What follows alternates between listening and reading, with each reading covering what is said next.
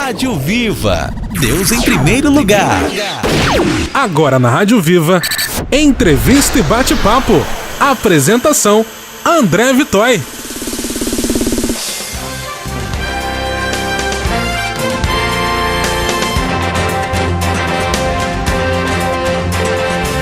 Olá amigos, graça e paz, seja muito bem-vindo ao nosso programa de entrevistas e bate-papo aqui na Rádio Viva.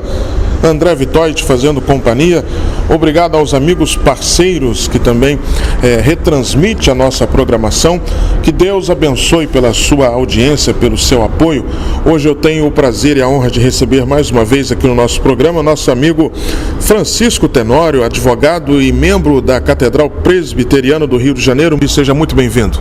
Olá André, olá amigos ouvintes, tudo bem? É uma alegria estarmos com vocês mais uma vez aqui na radioviva.net.br, com retransmissões também, pelos nossos parceiros como Tailândia News e demais canais. Que Deus abençoe a todos e espero que o nosso bate-papo hoje, André, seja bastante produtivo, Eu lembro que no debate anterior nós estávamos muito cansados e o ouvinte deve ter percebido, Eu estava até com um pouco de sono, mas hoje, pela graça de Deus, estamos num dia maravilhoso, que antecede aí um evento abençoador que vamos estar comungando, e creio que Deus vai nos iluminar aqui para darmos a palavra certa para o nosso ouvinte.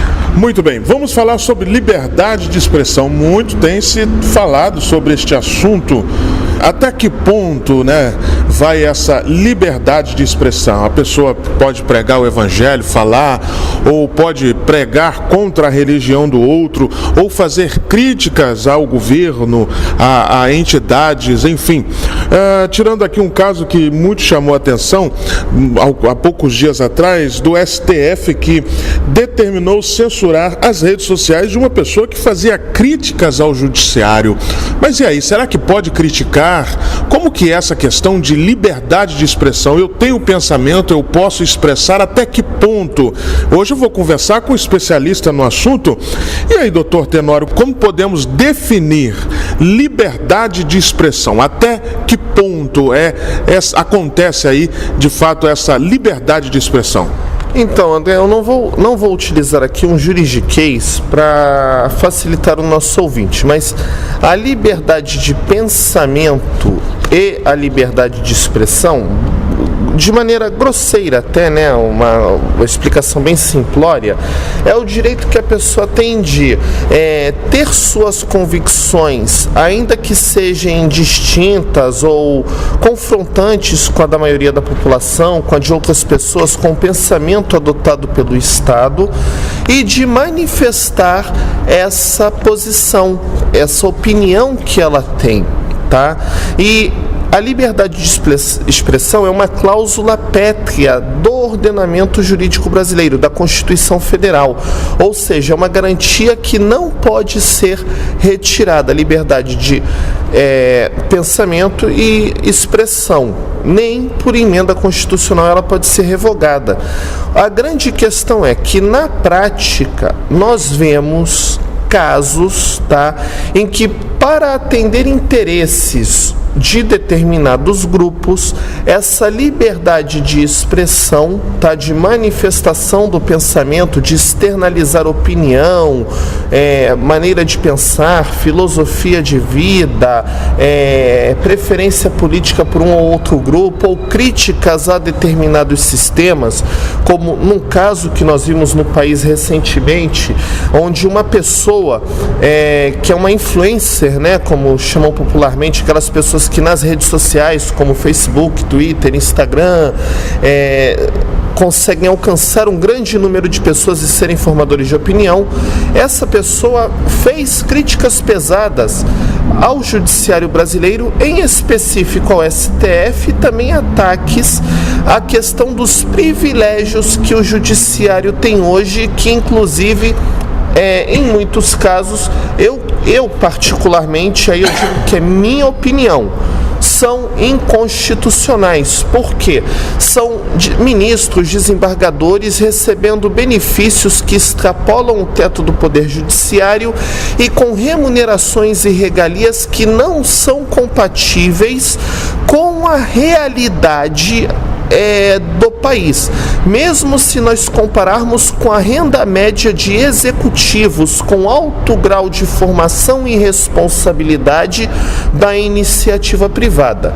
A Constituição prevê que o teto é o salário do ministro do Supremo e eles extrapolam o teto com benefícios, auxílio moradia, auxílio paletó, 13º, 14º, 15º, e aí vão acrescentando diversos benefícios que eles não computam no limite do teto para burlar a norma, ou seja, o judiciário tem um benefício hoje, magistratura, e não só o judiciário, mas o Ministério Público também, de ganhar mais do que deveria, burlando a lei que eles deveriam aplicar e proteger. O caso que eu lembro também de um abuso que aconteceu, sei que está fugindo um pouco do foco, mas é um bate-papo mais informal, eu estou tomando essa liberdade, até peço perdão aos ouvintes, mas em um determinado estado do Nordeste, os juizados especiais, o que o povo chama de pequenas causas, a pessoa entrava, ganhava lá numa causa contra uma empresa de telefone, negativação de nome no cartão de crédito, R$1.500, R$2.000, R$2.500, nessa faixa. Todos os juízes, quando tinham algum problema, ou mulher de juiz, parente de juiz, filho de juiz que é advogado e pegava cliente no juizado, entrava, ganhava indenização no teto, 40 salários. Ou seja, é um poder do Estado que, infelizmente, tem defendido os próprios interesses. E essa pessoa, eu fiz esse comentário porque a pessoa fazia críticas e aí um ministro lá da Corte Suprema não gostou das críticas e entraram com um pedido e o Supremo julgou em causa própria. Mandou tirar do ar as redes sociais dessa cidadã que paga seus tributos e, embora tenha um pensamento diferente do nosso, um pensamento talvez de extrema esquerda, num momento em que o país está com um governante de direita, o Supremo pegou e censurou a manifestação de pensamento e liberdade de expressão da pessoa, mandar tirar do ar as redes sociais, inclusive o WhatsApp, porque ela mandava em lista de contatos vídeos e mensagens com críticas ao Supremo e estava formando opinião contra essas práticas abusivas. Então nós tivemos um caso de censura. Entendeu, André? Ficou claro para você? Sim. Sim. Mas, então, avançando aqui nessa questão, um outro ponto que eu queria pegar é o seguinte: além dessa primeira censura, eu quero lembrar que nós temos limites. Tá? E eu ainda não adentrei na questão da liberdade de censura no meio religioso, ainda estou no secular. Nós temos alguns limites. Quais seriam esses limites? Eu vou aqui exemplificar, não consigo lembrar todos de cor. Primeiro, nós não podemos fazer apologia ao nazismo, por conta do contexto histórico de massacre que o nazismo fez contra não só os judeus, mas ciganos, testemunhas de Jeová, e o genocídio que aconteceu na época da Segunda Guerra, que ainda é muito recente, não tem 100 anos isso. Nós temos uma previsão constitucional de que é proibido fazer apologia ao nazismo. Então, se a pessoa tem convicções de cunho nazista e fascista, ela até tem a liberdade dela de pensamento, porque você não controla a mente humana, mas ela não pode publicizar essa manifestação. É um caso excepcional. Por quê? Você tem que contrapor a liberdade de expressão e a questão da proteção à raça humana, essa apologia que o nazismo faz ao ódio e à impureza de raças, entendeu? Porque a pessoa é africana, ela é judia, ela é cigana, ela nem é raça, religiosa, testemunha de Jeová. Então, existe uma limitação porque você pondera valores, tá? Como também há uma limitação, e aí você tipifica como crime, a apologia a crime ou criminoso, ou seja, é uma censura necessária quando você, na expressão do pensamento, acaba por incitar as pessoas à prática criminosa. Um exemplo simples e que infelizmente o poder público tem sido frouxo na questão de combater algumas músicas, principalmente do mundo do funk, que fazem apologia à pedofilia. Quando eu me lembro, tinha um funk que falava da novinha 97, e essa música, se eu não me engano, é de 2009. A novinha 97 na época era uma apologia a uma menina de 12 anos, que eles faziam uma letra de cunho sexual. Aquilo dali tem que ser censurado, porque você está instigando a prática de crime, o estupro de vulnerável. Tá? A apologia também a questões de violência, né? Que há também em algumas programações, por exemplo, o filme de terror, ele tem que ter uma censura. Por quê?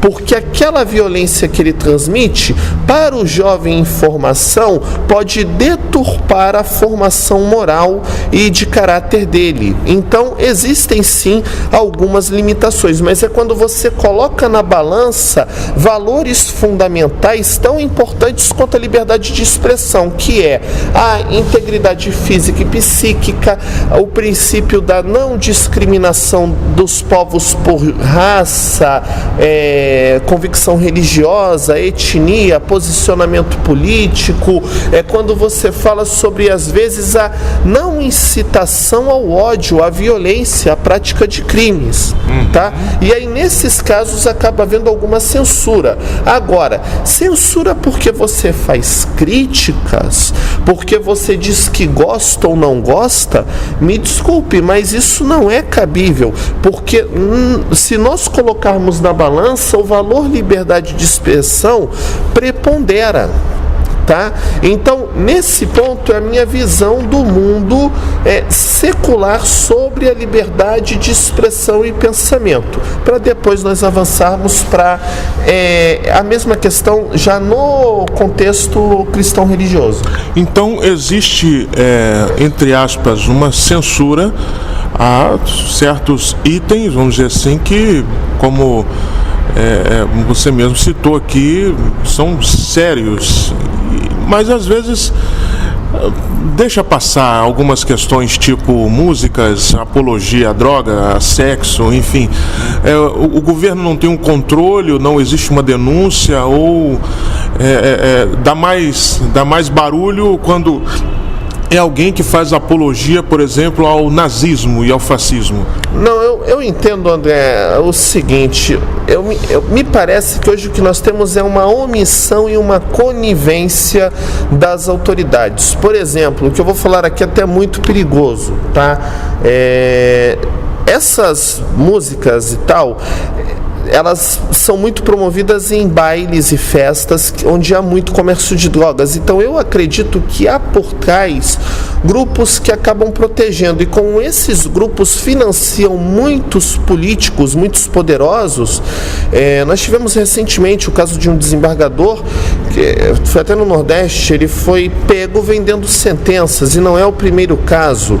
Esse está com uma sentença de prisão, mas ele ainda tem direito a recurso. Eu vi um caso em Alagoas vergonhoso, pior, eu conheci esse juiz, tá?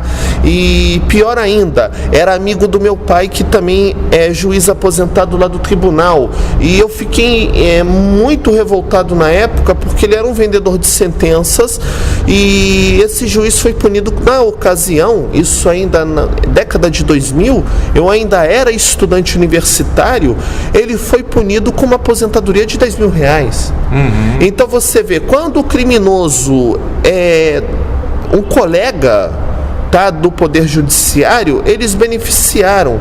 Agora, para eu não perder o foco aqui na questão do caso que você falou de Vista Grossa, me parece que, por nós termos, infelizmente, a influência de grupos criminosos de corrupção do meio político, do comércio de drogas e outros segmentos como a milícia, dentro do poder público, aí eu falo em todas as esferas, tá? Nós temos casos registrados no Brasil, já antigos, de organizações do tráfico que patrocinaram cursos e concursos públicos para pessoas ligadas ao movimento, pessoas da comunidade, para que tivesse gente deles dentro da Polícia Militar, da Polícia Civil, do Tribunal de Justiça. E aí você fala, o bandido lá da comunidade fulaninho, ele era bom, ele pagava estudo para os meninos pobres, ele não pagava estudo, ele aliciava pessoas para se infiltrarem dentro do poder público, para, se ele tiver algum problema, ter um amigo lá dentro. Tá? Então isso acaba fazendo com que a norma exista no papel, mas infelizmente na prática ela não seja posta de maneira efetiva, não seja colocada de maneira efetiva, é a expressão que eu queria usar. Agora, doutor Tenório, trazendo para o nosso meio... Tem uma colocação que eu queria fazer também. Sim. Me perdoe, André, que eu estou lembrando aqui. A questão da importância de censurarmos a apologia a crime e a incitação à violência, eu queria lembrar de um caso simples. Alguns aqui devem ter assistido um filme que é o Hotel Ruanda, e outros não assistiram, mas lembram de um fato histórico que foi o genocídio em Ruanda, que entre Tutsis e Hutus, né? Aquele caso de genocídio entre raças africanas, é que fala, não, mas eram todos africanos, eram todos negros, agora eram de tribos diferentes, tá? De africanos, e eles matavam uns aos outros. Tudo aconteceu porque um político de uma das etnias foi para a mídia do seu país e começou um discurso de ódio, com uma história mentirosa, e dali uma etnia saiu para as ruas, eu não lembro agora, entre Tutsis e Hutus, não estou lembrado, e houve o massacre que está bem retratado naquele filme de terror, não recomendo para a pessoa, porque é um filme de terror, do Hotel Ruanda. Mataram-se algumas centenas de milhares de pessoas por conta de um discurso de ódio feito através da mídia local. Agora, outra questão também que eu queria discutir aqui, trazendo para o nosso meio, né, para a nossa área, vamos dizer assim, o meio evangélico, o meio gospel, né, como dizem, cristão, sobre a liberdade de expressão da fé. É até um dos capítulos do seu livro Direito das Igrejas, e você aborda esse assunto, liberdade de expressão da fé, sem agredir outros pensamentos. É muito comum, principalmente no meio pentecostal, as pessoas criticarem a outra por professar uma religião diferente, uma fé diferente, né? Era muito comum antigamente você ver crentes, até hoje ainda existem, em casos isolados, mas existem crentes que paravam nas encruzilhadas para destruir lá os despachos, né, feitos pela religião afro, né? E tantas outras questões de termos evangélicos, né, como chamar uma mulher que está muito decotada de pombagira. E aí existe aí várias questões de processos, de ações judiciais, né, em que muitos crentes, sem saber, até dizem, não, estou sendo perseguido, mas na verdade não é uma perseguição, é uma falta de conhecimento. Como lidar com isso, doutor? Como vivenciar isso? Seria isso uma censura, uma perseguição, ou a gente tem que se adequar às normas? Bom, André, antes de eu adentrar a questão da maneira correta de criticar ou fazer ataques, entre aspas, né, discordar de outras religiões, você está me lembrando aqui dois pontos importantes. Um, que é a questão das pessoas que chutam macumba, oferendas de culto de matriz afro-brasileira, né, vulgarmente chamado de macumba, que é até um erro que os evangélicos cometem, porque eles rotulam qualquer crença não, animista de macumba, e erroneamente rotulam o espiritismo como macumba e a macumba como espiritismo, e não é. Eu queria aproveitar essa brecha aqui e fazer um esclarecimento para os irmãos.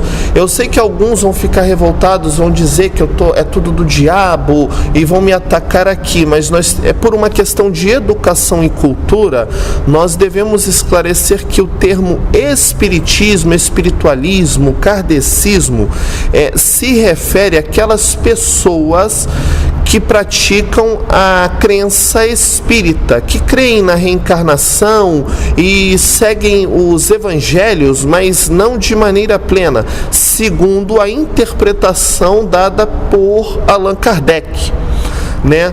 E são centros espíritas. Diferente do que nós chamamos de macumba. O termo macumba deve ser aplicado para crenças animistas, que no Brasil são as religiões de matriz africana, candomblé, umbanda, quimbanda, os terreiros de macumba, tá? E os evangélicos em geral deturpam e falam que é tudo a mesma coisa, por um motivo simples: o espírita acredita na reencarnação, e nas crenças animistas também tem aquela coisa dos espíritos, né? Seja como entidades que o fulano morreu, virou um preto velho, o espírito do fulano falou. Então há uma confusão. Eu não entendo de religião afro, mas eu noto que infelizmente nós acabamos agredindo o segmento espiritualista kardecista quando nós os taxamos de macumba, tá? E criamos um conceito errôneo para as crenças animistas. Meu respeito aos que praticam alguma fé de cunho animista, tá? No caso de matriz africana, embora não concorde, não aceite nada das práticas deles. Então, para esclarecer esse conceito aqui, acredito ser importante na nossa programação, tá? E, bom, avançando aqui a sua colocação, você também falou um ponto importante que foge aqui à nossa temática dos crentes que chutam macumba na rua, né? Na nova edição do livro que nós pretendemos lançar para o final de 2019, nós estamos já com uma explicação a respeito. O que acontece? Você não pode impedir a manifestação, a prática da fé, mesmo em locais públicos, tá? Então, isso vale não é só pro macumbeiro, vulgarmente chamado macumbeiro, a religião afro que bota lá um aguidal, uma farofa, um frango na encruzilhada, mas vale também para aquele crente neopentecostal que joga o óleo de Israel, o sal grosso na porta do vizinho, a água ungida, né, na porta do vizinho. Isso também vale, tá? Que o Estado é laico, para a lei você está lançando alguma substância, tá? Por conta de uma crença religiosa. E o que acontece? Na questão dos despachos, você tem um crime, e aí o despacho vale também o óleo ungido, o sal grosso, tá? Do neopentecostalismo. A questão do crime de poluição. Então, o que acontece? Se eu descarto, e aí eu estou usando uma linguagem mais técnica, tá? Não tomem como ofensa. Um despacho, tá? Uma macumba, né? Orgânica, de material orgânico. Vasilha de barro, material biodegradável. Tá, o barquinho lá que é de madeira, não é plástico poluente, que bota lá na praia para entidade. Se é material orgânico e eu largo no meio ambiente um local onde ele vai se deteriorar naturalmente e ser absorvido pela natureza, não há problema algum em termos legais. Claro, nós que somos evangélicos não gostamos.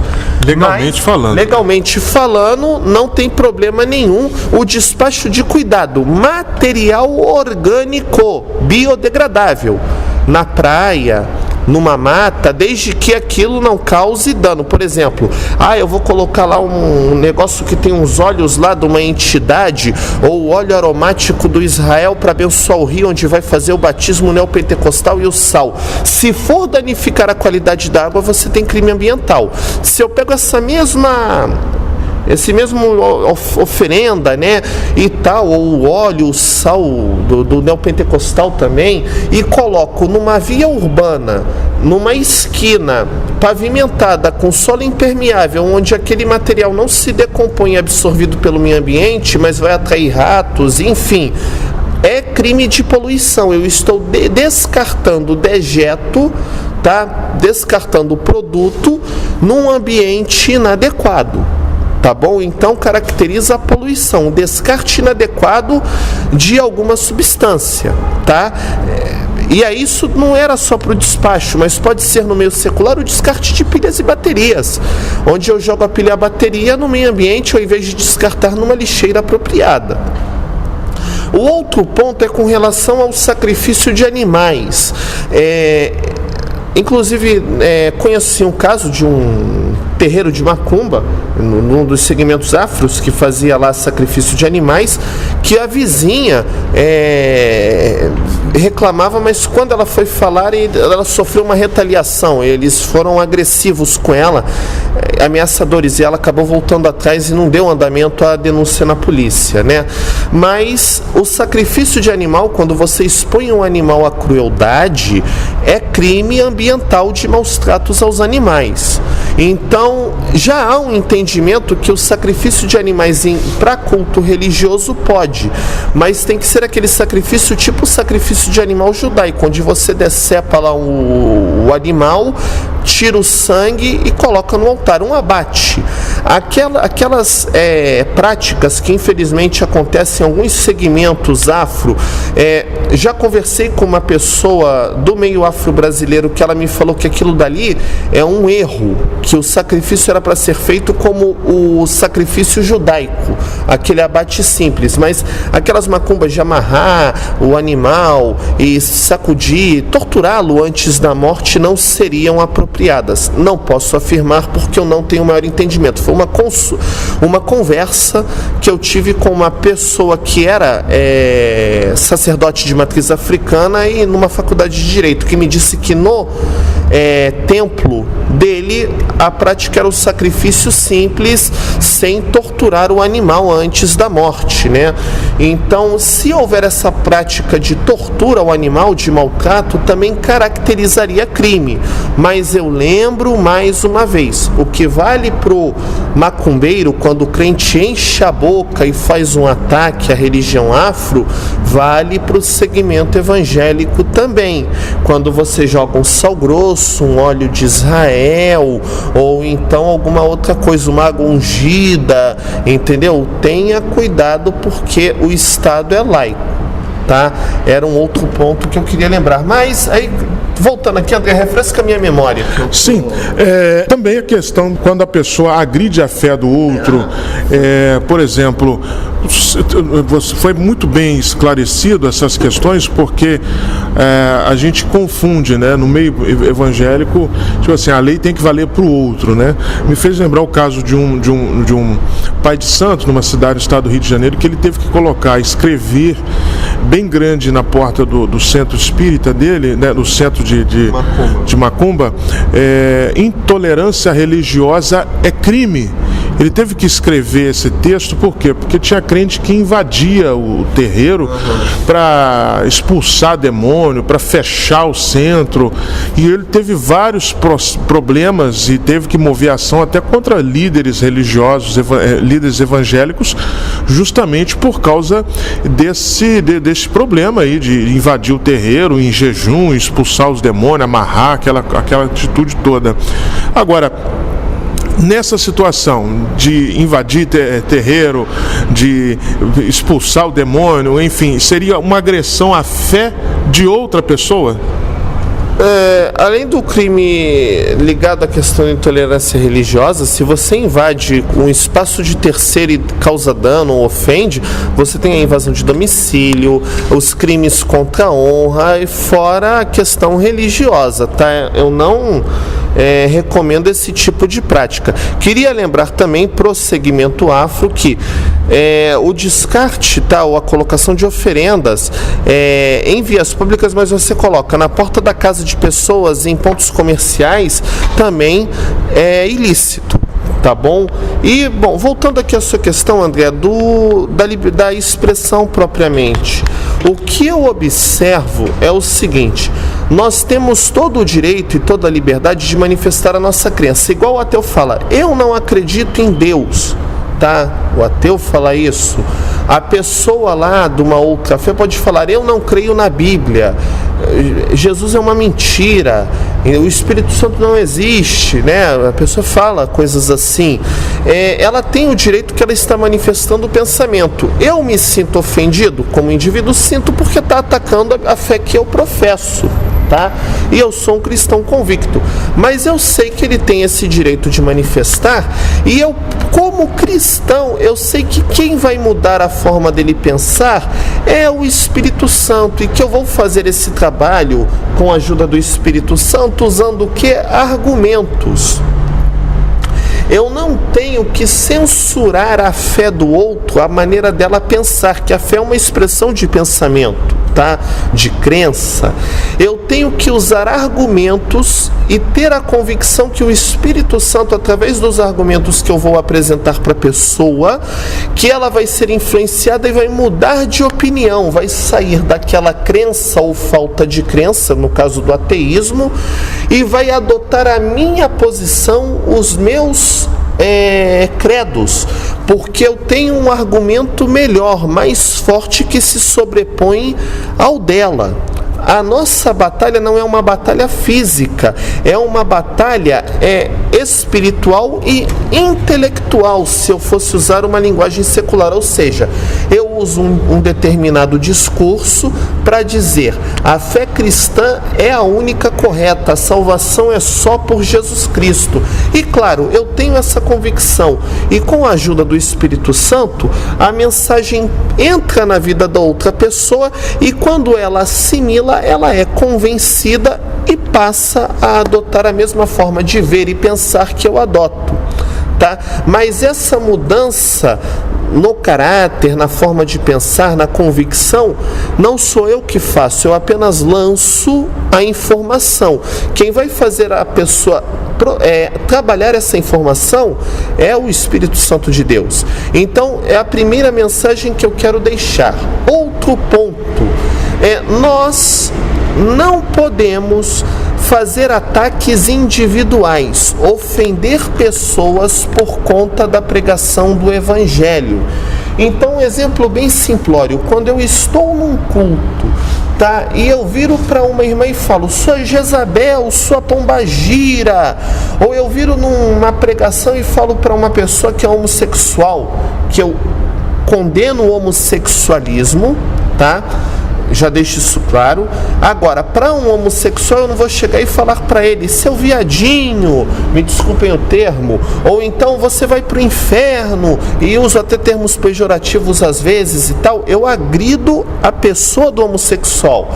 Agora, se eu chego e prego, tá, no primeiro caso, a imoralidade, a promiscuidade, as pessoas mulheres que vão seminuas para a praia, é pecado, tá errado. Você pega e fala a prática do homossexualismo, um homem contra o homem, essa coisa de adoção por homossexual, e eu ataco a conduta, a forma de pensar, mas sem injuriar um indivíduo, não há problema algum.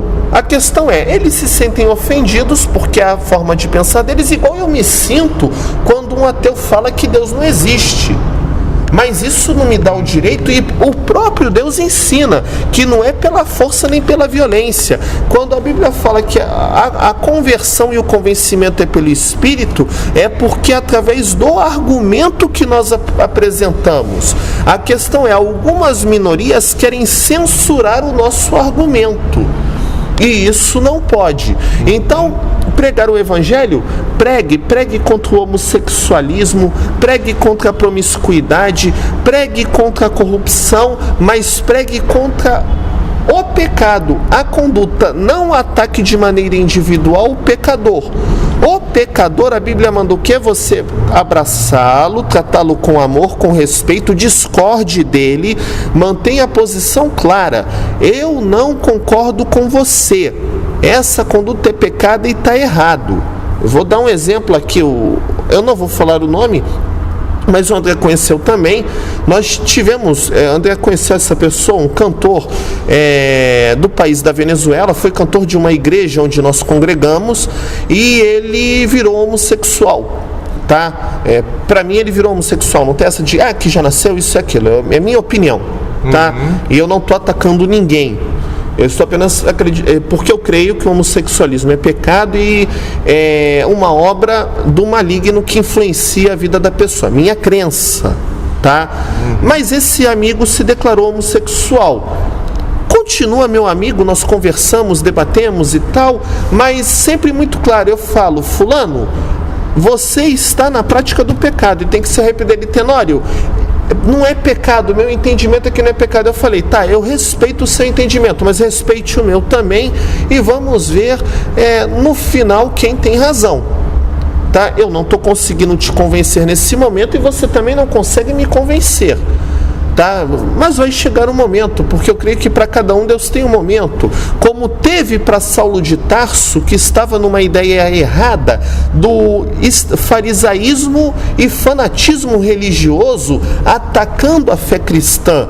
Teve um momento em que Deus encontrou com ele e fez ele mudar a sua forma de ver o mundo, e enxergar que ele estava errado, achando que estava certo. Então, nós temos que saber apenas expor para não agredir. Por quê? Se não acontece um caso que eu vi há uns anos atrás, um pastor amigo, né, André conhece também, grande líder religioso aqui no estado do Rio, no mundo inteiro, né? Ele foi um dos maiores expoentes do mundo pentecostal na década de 90 e a primeira metade da década de 2000, pregava para multidões de 500 mil de pessoas. Ele num culto chamou uma menina que realmente estava em adultério. Ela caiu com o pastor, mas num culto com em torno aí de 2.000, 2.500 pessoas, ele falou assim: fulana, sua Jezabel, adúltera, eu não sei quem, meretriz, você fez o pastor fulano cair, e expôs o pecado dela e condenou de uma maneira ofensiva na frente de milhares de pessoas e com uma transmissão ao vivo pelo rádio.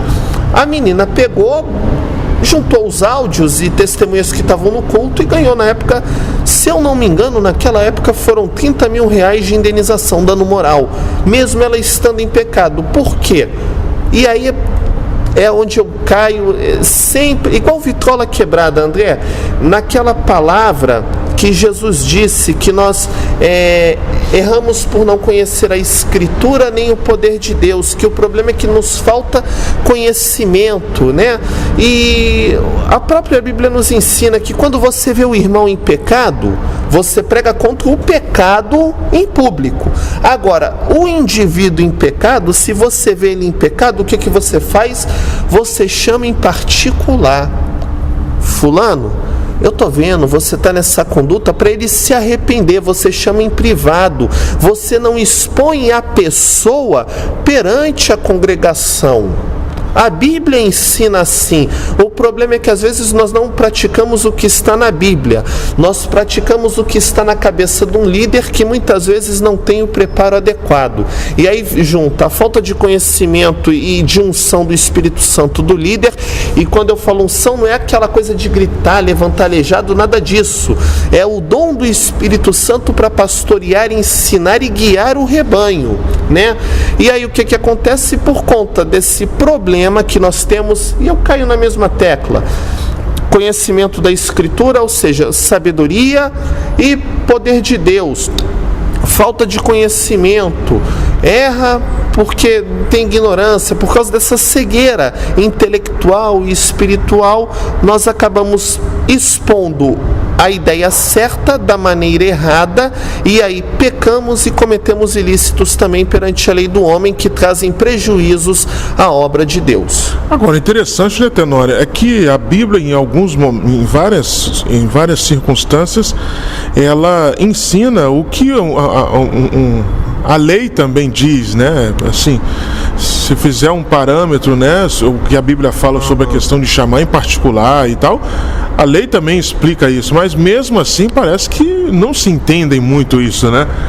André, o grande problema, E eu até me perdoem os neopentecostais, tá? Em especial eu peço perdão, vou citar aqui o nome de um amigo, tá? Porque embora a igreja dele tenha sido fundada já no período do neopentecostalismo, é um homem sério e muito estudioso, que é a Igreja Cristo Vive do apóstolo Miguel Ângelo. É uma exceção no meio neopentecostal, tá? Porque ele é um cara que estuda, tem muito conhecimento, a igreja dele tem um foco de ensino. Como eu digo, eu não concordo com alguns pontos teológicos dele, tá?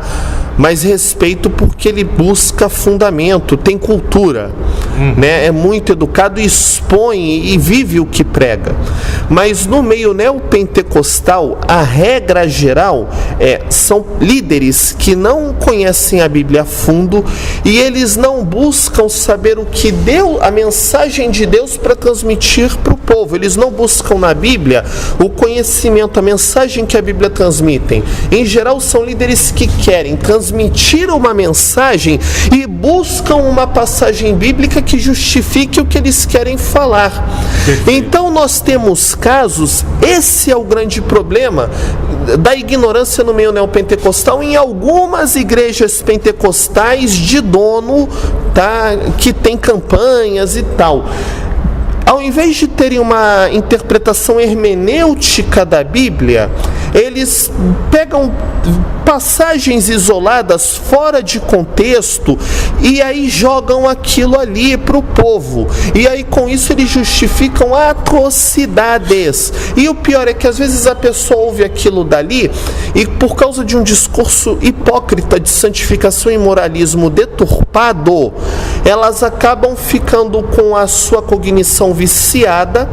Quando nós vamos conversar, elas ficam agressivas e bloqueiam até mesmo ouvir outras passagens da Bíblia e a contextualização daquele texto. Por quê? Infelizmente, me desculpem a expressão, mas para o preguiçoso, para o ignorante, para o relaxado, para o comodista, para o conivente, né, que está por interesse, para esse é mais cômodo permanecer na ignorância e acreditar numa mentira de 2 versículos do que conhecer a Escritura corretamente para poder ser liberto, porque o que liberta é a verdade, é o conhecimento da verdade. Muito bem, doutor Tenório, olha, pegou fogo. Mas muito importante, pois não. Não, mas conclui seu raciocínio, depois não, falar do caso de censura do Fuxico Gospel. Ah, sim. Eu vou transmitir esse assunto para um segundo bloco. A gente joga um outro bloco, pode ser? Para o segundo bloco por causa do nosso tempo, do nosso horário, mas na próxima entrevista a gente volta ainda falando sobre essa questão da liberdade de expressão que tem sido muito abordada nos dias de hoje. Olha, foi muito bom estar com você. Doutor Tenório, deixa os seus contatos para os nossos ouvintes, por gentileza. Ok, André, é uma alegria sempre estarmos aqui com vocês na radioviva.net.br, tá? Pelas nossas mídias também que compartilham, como Tailândia News, um abraço aí para o Tassiano. Eu até quero registrar, André, aqui uma mensagem para o nosso amigo Tassiano Casimiro, porque ele, como jornalista, estava fazendo uma entrevista com o prefeito da sua cidade e o prefeito o ofendeu, né? Ele sofreu uma ofensa de cunho discriminatório. Então, eu quero me solidarizar com ele, porque o prefeito tem todo o direito de manifestar a sua insatisfação com as críticas que o portal fez à gestão do atual prefeito, mas ele não tinha o direito de xingar o Tassiano como ele fez durante a entrevista ao vivo, de maneira ofensiva. Então, me solidarizo também. Um abraço também aos amigos da Bereia, né? A irmã Luz, o Efraim e todos os demais amigos aí de Bereia, no México, que também estão em contato conosco, numa forte parceria, né, André? E sim, os nossos contatos no YouTube Licenciado Francisco Tenório, nosso canal. No Facebook, nossa fanpage, Somos Todos Tenório. E quer nos encontrar qualquer rede social, LinkedIn, Twitter, Instagram, coloca lá, hashtag Somos Todos Tenório. Deus abençoe. Amém. Um grande abraço a você, amado ouvinte, que está conosco pelas nossas emissoras parceiras e também pela Rádio Viva. Que Deus te abençoe. A qualquer momento a gente volta. Um grande abraço. Fiquem com Deus. Você ouviu na Rádio Viva Entrevista e Bate-Papo com André Vitói.